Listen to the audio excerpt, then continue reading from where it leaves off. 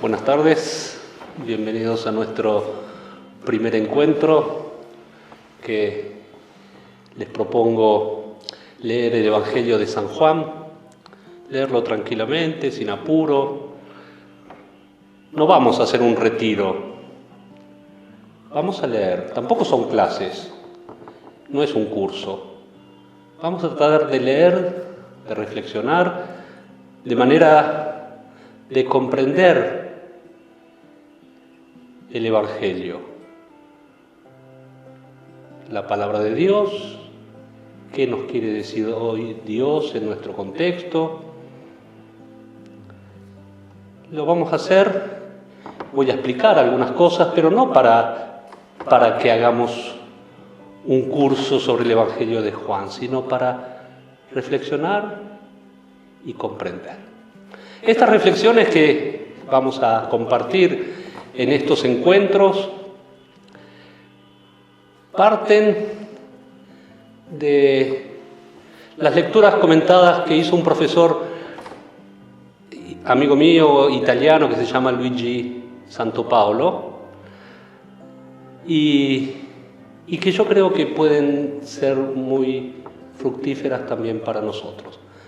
La semana pasada lo llamé, le pedí permiso, y no solo me dio permiso para compartir esto que él hizo en su comunidad, sino que además me pidió que lo saludara, de manera que nuestra comunidad virtual, que en estos días quiere leer la palabra de Dios y precisamente el Evangelio de San Juan, se une a esa comunidad de la parroquia de Nuestra Señora de Lourdes en Sorrento, en Italia, que ya han escuchado estas reflexiones en otro momento.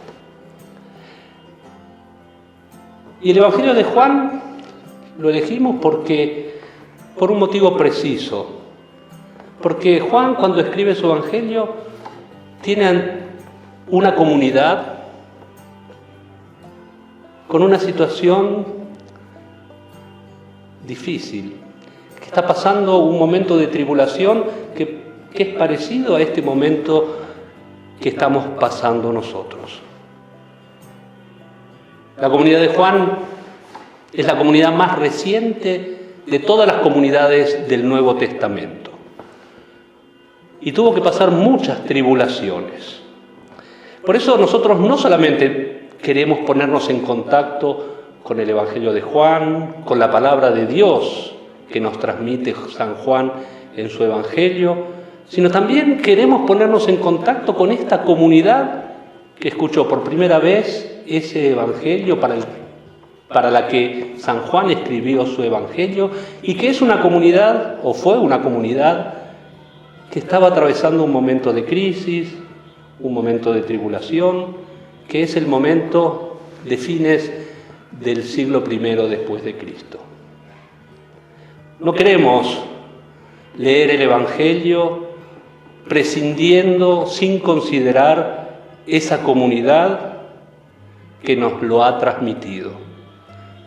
Esto de tener en cuenta el contexto siempre es importante, pero sobre todo en este tiempo en que nosotros nos hemos visto privados de la comunidad. Entrar en contacto con la carne, con la carnalidad de una comunidad concreta, que en este caso es la comunidad del apóstol San Juan, para la cual él escribe su Evangelio, y esa comunidad que nos ha transmitido el Evangelio que ha recibido. Porque muchas veces nosotros que recibimos una carta, después de leerla, la tiramos. Y lo mismo hubieran podido hacer ellos.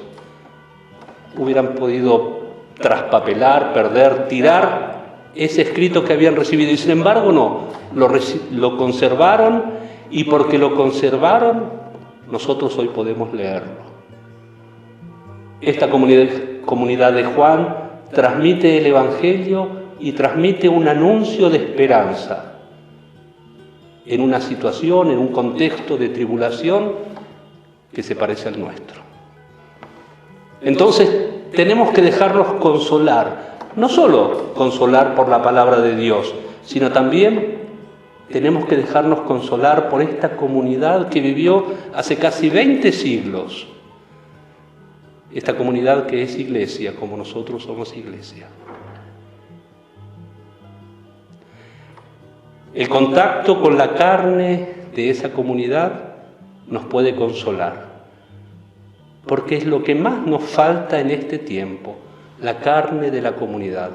Cuando digo carne de la comunidad, me refiero a la vida concreta de la comunidad.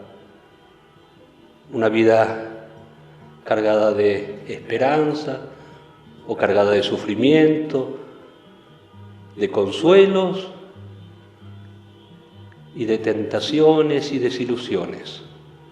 Una comunidad con sus riquezas y con sus pobrezas.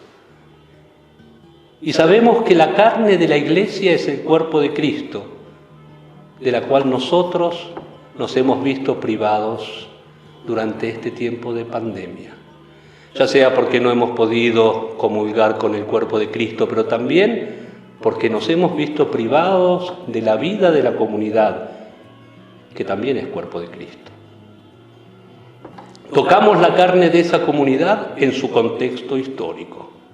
No lo vamos a hacer porque pretendamos dar una clase de historia, cómo era la vida de las comunidades al final del siglo I, sino para proyectarnos en la vida de esa comunidad. Es una comunidad que nos resulta cercana, porque ha pasado por las mismas dificultades que estamos pasando nosotros. Y por eso, a pesar de los siglos, es una comunidad que despierta nuestro afecto y nuestro cariño. Es una comunidad que sabe qué significa anunciar el Evangelio en un tiempo de aislamiento, de soledad. Sabe cómo vivir la fe en un tiempo de distanciamiento, en el que la distancia, sin embargo, no impedía sentirse unidos por la única palabra veraz, que es la palabra de Jesucristo. Como dijimos, la comunidad de Juan es la última de las comunidades del Nuevo Testamento, alrededor del año 90, al final del siglo I. Es una comunidad más madura que las anteriores, porque recoge las experiencias de esas comunidades anteriores y a su vez debe enfrentar una situación nueva, una situación de prueba, de persecución, de tribulación. El Evangelio de Juan fue escrito aproximadamente 20 años después del último Evangelio, que fue el de Lucas. Y después de esos 20 años, la comunidad de Juan debe confrontar su fe con una serie de esperanzas que no se han realizado. Las primeras comunidades, cuando anunciaban la resurrección de Cristo, que es la primicia y la esperanza de nuestra resurrección, creían que la segunda venida de Cristo y la resurrección de todos los hombres serían inminentes. 20 años después, la comunidad de Juan se da cuenta de que esta segunda venida de Jesús debe salvarnos de esta situación dolorosa, de esta situación de dificultad, de tribulación, de persecución. Esa venida de Cristo tarda. Esa esperanza de que la resurrección, el fin del mundo, iba a acabar con todas las angustias, no se cumple. No basta decir, el Señor ya vuelve. De un día a otro el Señor aparece y pone todo en orden y se termina esta angustia. Vemos que hay un desarrollo, una evolución de la reflexión de la Iglesia a lo largo del Nuevo Testamento. Marcos, Lucas, Mateo y 20 años después, Juan. ¿Cómo podemos describir la evolución del Nuevo Testamento? Fíjense, porque normalmente cuando nosotros abrimos el Nuevo Testamento, abrimos nuestra Biblia, encontramos una serie de libros y si queremos leer todo lo leemos en el orden en que aparece en la Biblia, que es un orden cronológico. Primero los 4 evangelios, después los Hechos de los Apóstoles, las cartas de San Pablo y de los otros apóstoles, y después el Apocalipsis. Este es el orden lógico: la vida de Jesús, después la vida de la Iglesia, las cartas con que los apóstoles enseñaban y anunciaban a esas iglesias, y después el Apocalipsis, que es el regreso de Jesús. Pero no es el orden en que los escritos fueron escritos precisamente. Jesús, antes de subir al cielo, le dijo a los apóstoles: vayan por todo el mundo y anuncien la buena noticia a toda criatura. Vayan y anuncien. Y esto es lo que hicieron los apóstoles. Anunciaron la buena noticia. Cristo ha muerto y ha resucitado. Ha destruido el poder de la muerte. Y esa resurrección es también para nosotros. También nosotros vamos a resucitar, porque ya no estamos condenados a muerte. Ya no estamos condenados a desaparecer, porque Dios nos hará vivir con Él. Lo mismo que pasó con Jesús va a pasar con nosotros. Este es el primer anuncio. Vayan y anuncien a toda criatura. Esto anuncien. Y eso hicieron los apóstoles. No necesitaban escribir. Anunciaban. Y los apóstoles se desparramaron por todo el mundo conocido, y anunciaron esto. Dice San Pablo: la fe viene de la predicación y de escuchar esa predicación. Cuando nosotros leemos, salimos, como que nuestros ojos salen a buscar las palabras que están escritas. Tratan de capturar ese texto escrito.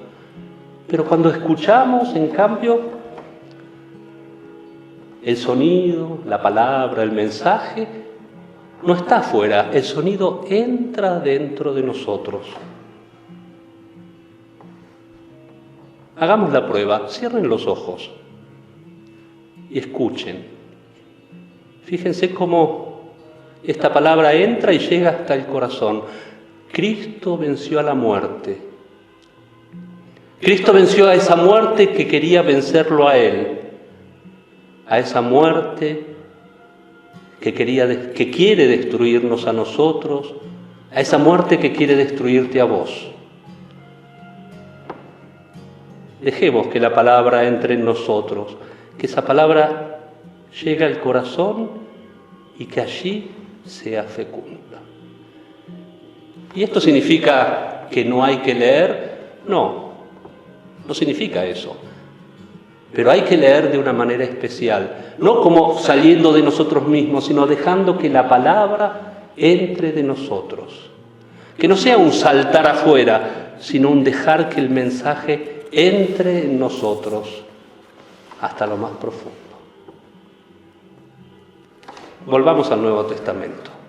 Los apóstoles predicaban, sembraban en los corazones, como cuenta la parábola del sembrador.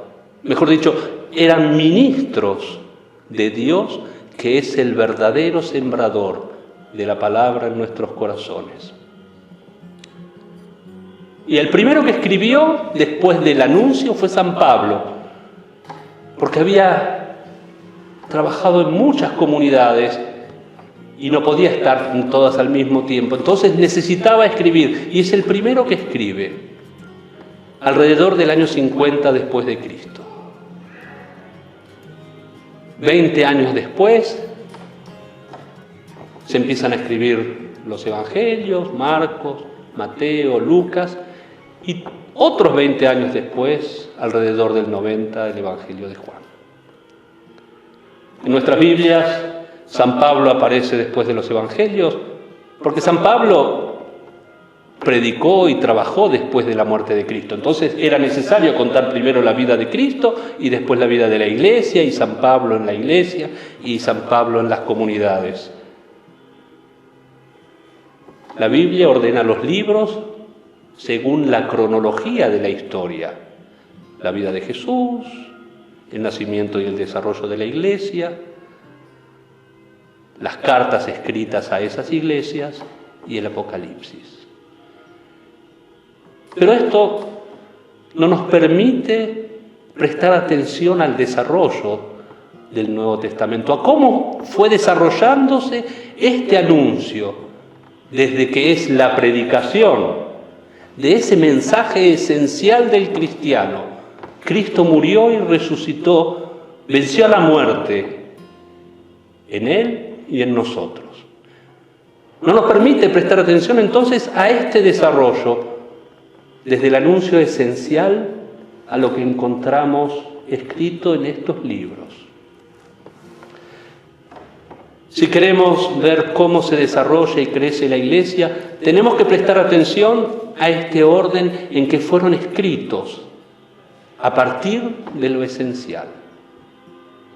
Y prestar atención a cómo, a partir de lo esencial, las comunidades van componiendo otros libros que añaden otros recuerdos y también otras reflexiones según las preguntas que esas comunidades se iban haciendo. San Pablo escribió 50 años, en el año 50, 40 años después encontramos el Evangelio de Juan. Y las preguntas a lo largo de esos años van a ser distintas. Hay un crecimiento de la Iglesia que se refleja en lo que escriben. Un crecimiento que muchas veces exige crisis, dolor, como en esta comunidad de Juan, y lo vamos a ver ahora. La situación en que la situación en la que nosotros debemos vivir, tiene un impacto muy fuerte sobre nuestra reflexión acerca de la fe. Nosotros lo sabemos y lo experimentamos en este tiempo de pandemia y de cuarentena. Lo mismo pasó en las comunidades antiguas. Este problema del orden de los libros del Nuevo Testamento es uno de los problemas principales que tenemos para la lectura y la comprensión del desarrollo del credo de las primeras comunidades. Entonces nosotros vamos a tener en cuenta este orden y este desarrollo, el desarrollo de la fe de las comunidades, y vamos a ver cómo esto se refleja en lo que escribe.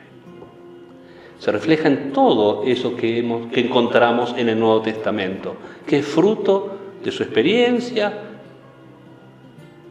de su reflexión, a partir de ese primer mensaje, el más importante, el central, Cristo resucitado. Pongamos una imagen. Tal vez esta imagen nos ayude a darnos cuenta cómo se dio el desarrollo de los escritos del Nuevo Testamento. Es la imagen del abanico. Yo me traje aquí un abanico para explicarlo. El abanico es compuesto por una serie de varillas, que es la parte rígida, que sostienen una tela. Este es un abanico un poco especial, pero sostienen una tela. Y todas estas varillas están unidas por la parte de abajo con un perno, con un tornillito. El apóstol San Pablo, que fue el primero que escribió en el año 50, estaría representado por este tornillito, por este perno. Es el anuncio esencial, es el más simple.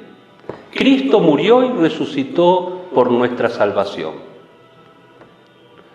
Y esto quiere decir no solo que es el primero, el más antiguo, sino que es lo esencial de nuestra fe, es lo más importante, Es lo que nunca podemos perder de vista. Repito, porque esto es importante, nunca podemos perder de vista esto que es lo esencial. Cristo murió y resucitó por nuestra salvación. Sobre este anuncio se basa todo el Nuevo Testamento. Marcos es el primero de los evangelistas, aunque no es el primero que encontramos en la Biblia, es el primero que escribe su evangelio, desarrolla este primer anuncio de forma narrativa. San Pablo dijo, Cristo resucitó, murió y resucitó por nosotros, para salvarnos. Y Marcos dice, muy bien, y nos narra cómo fue esa muerte y esa resurrección. Y tenemos el primer relato de la pasión de Cristo. En nuestra imagen del abanico, Marcos sería la estructura rígida, porque él da la estructura de lo que será después todo el Nuevo Testamento.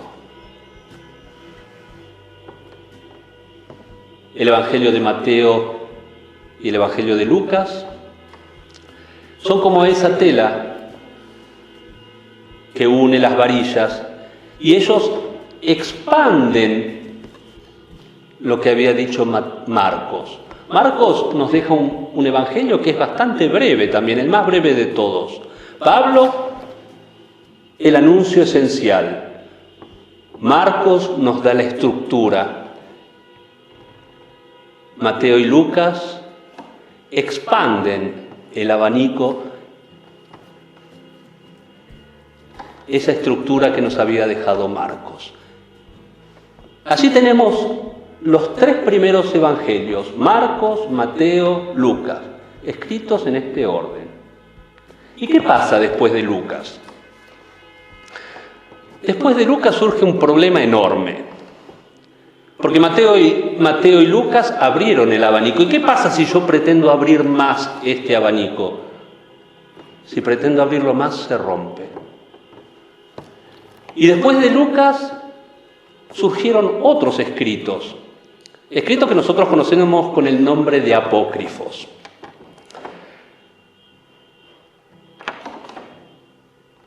Y esos escritos añaden cosas curiosas,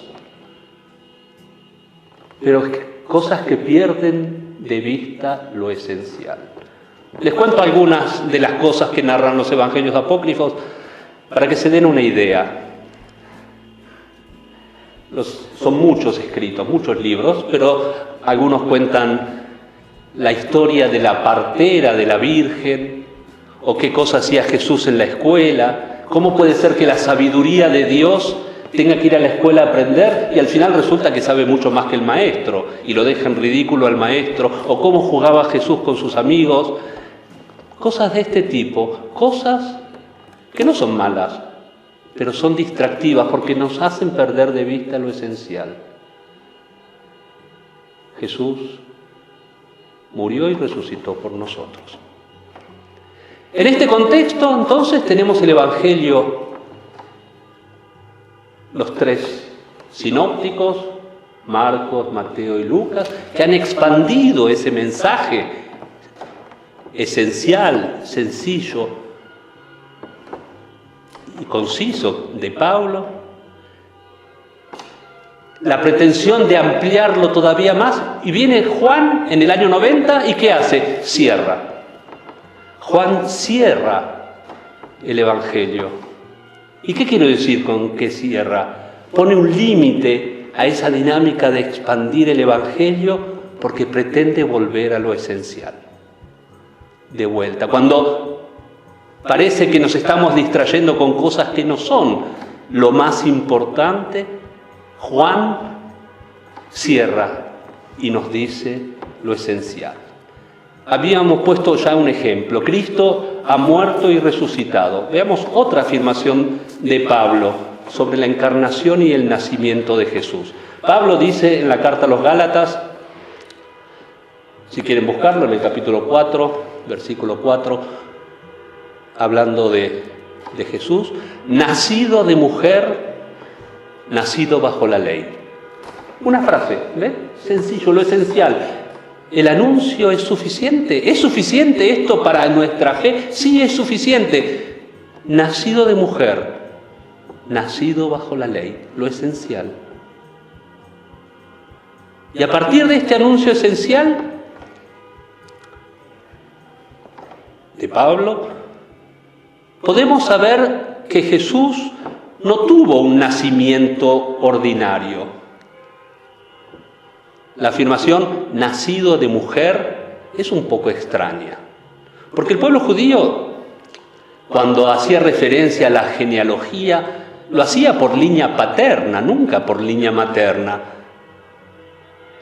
Fíjense en todas las genealogías del Antiguo Testamento, hijo de, pero siempre los padres. Y aquí dice nacido de mujer. Y claro, sonaba raro.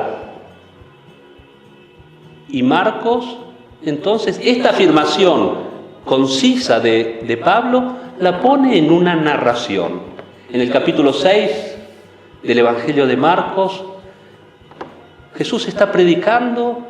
Fíjense, una narración. Jesús está predicando, la gente se queda asombrada de que este Jesús que todos conocen tenga un mensaje, una enseñanza tan admirable, y se preguntan, y esto es lo de Marcos, ¿no es este el hijo de María? ¿No es este el hijo de María? También una frase sencilla. Igual que Pablo, lo pone en la estructura y agrega una cosa más, el nombre de la madre es María. Nos dice lo mismo que Pablo. Entonces, en esta estructura de Marcos, Mateo y Lucas lo expanden. ¿Y cómo lo expanden? Nos relatan el nacimiento de Jesús. Marcos no cuenta la Navidad. Mateo y Lucas sí. Nos traen la narración de la Navidad. Pablo, entonces, nacido de mujer. Marcos, ¿no es este el hijo de María? Mateo y Lucas explican. El edicto del emperador, el viaje de Jesús y María de Nazaret a Belén, el nacimiento de Jesús en Belén, la matanza de los inocentes, la huida a Egipto, explican dando informaciones que nos ayudan a comprender que Jesús es hijo de María sin que interviniera ningún hombre, porque Jesús es hijo de Dios. Luego vienen las narraciones apócrifas que tratan de ampliar y explicar todavía más. Agregan cosas curiosas. Algunas de esas cosas nosotros las conocemos porque han llegado hasta nosotros. El buey y el asno, la gruta de Belén, la historia de la partera. No son cosas esenciales, ¿se dan cuenta? No son lo central del anuncio. Tampoco son cosas malas, pero son distractivas. Nos hacen perder de vista lo esencial, nacido de mujer. ¿Sí? ¿Se entiende? Entonces viene Juan y cierra el abanico. Vuelve a lo esencial y nos da una sola información sobre el nacimiento de Cristo. El Verbo se hizo carne y habitó entre nosotros. Juan y su comunidad tienen una fe más madura. Nos dicen lo importante para nuestra salvación. El Hijo de Dios se hizo carne, nació y vivió entre nosotros, como uno de nosotros. Vuelve a lo esencial.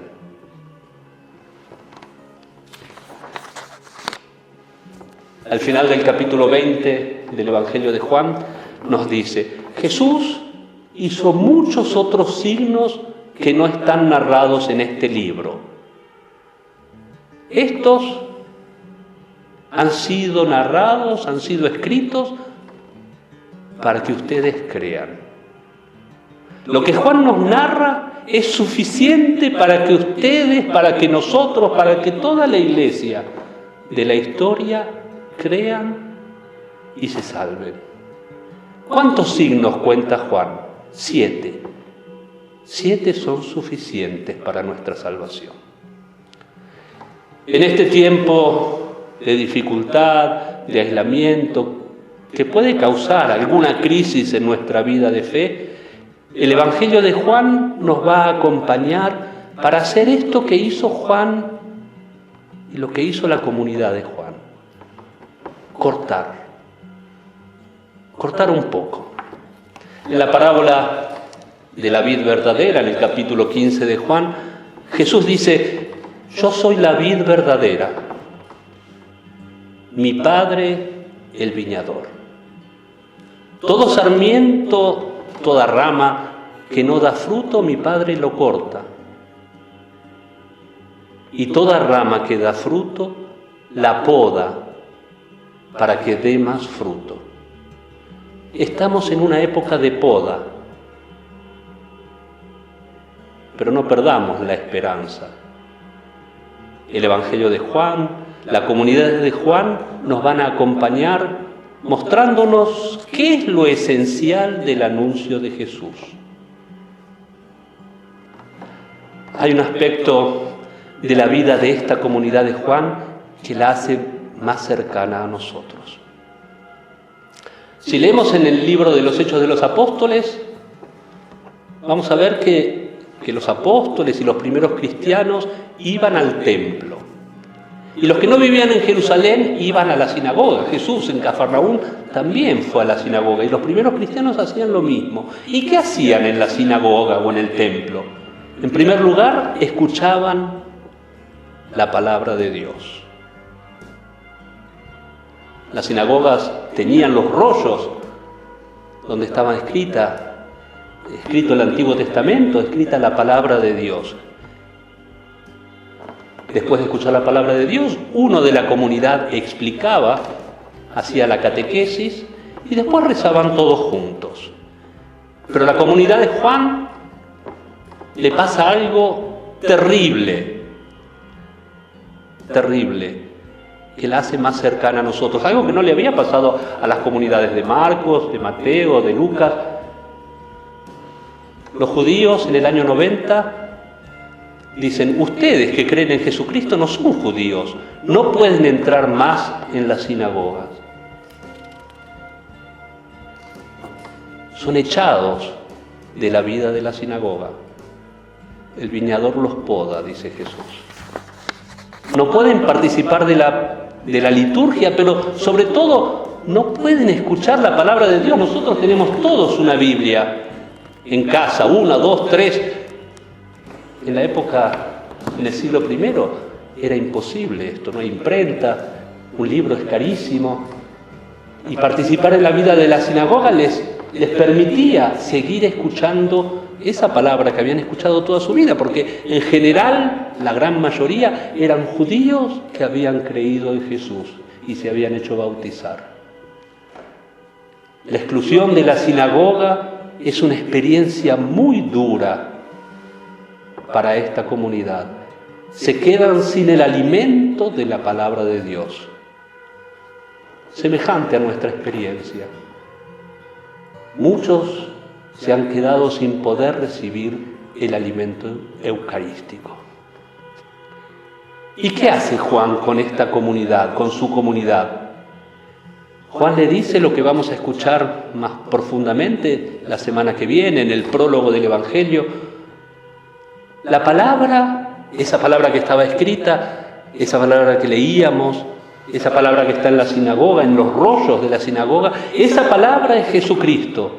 Ya no está en los rollos de papiro de la sinagoga, sino que la palabra se hizo carne. Pensemos en esa comunidad de Juan, esa comunidad que estaba acostumbrada a escuchar la palabra de Dios y se queda excluida, se queda fuera, se queda separada, se queda aislada. Juan les escribe su Evangelio. ¿Cómo empieza el Antiguo Testamento? ¿Cómo empieza la Biblia? Dice, en el principio Dios creó el cielo y la tierra. En el principio. Pensemos en estos cristianos que se han visto excluidos, han perdido lo que conformaba toda su vida desde su infancia, quedan afuera y se reúnen, porque los cristianos no tienen iglesia, se reúnen en una casa y por primera vez alguien les lee este evangelio que escribió Juan y están todos reunidos y escuchan el comienzo del evangelio de Juan que dice: en el principio existía la palabra. Y cuando estos cristianos venidos del judaísmo escuchan en el principio, su corazón vuela. Toda nostalgia de lo pasado pierde fuerza. En el principio existía la palabra. Y esa palabra es Jesucristo. Y esa palabra salva. Y esa palabra se hizo carne y está en la carne de toda la iglesia.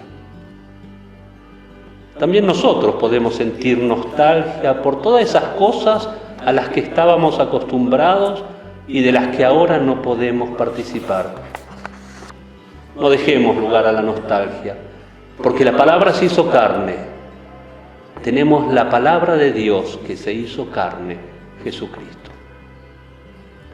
La semana que viene, entonces, vamos a comenzar a leer el prólogo del Evangelio de San Juan. Yo les recomiendo que tengan a mano una Biblia, la Biblia que tengan ustedes, y pongan un señalador en el Evangelio de Juan, un señalador en el Evangelio de Juan y otro señalador en el Génesis. Y ya les voy a explicar por qué. Al principio de todo, porque vamos a leer en paralelo el Evangelio de Juan con el libro del Génesis. Que tengan una buena semana. Si Dios quiere, nos vemos la semana que viene. Cuídense, estén atentos y que Dios los bendiga.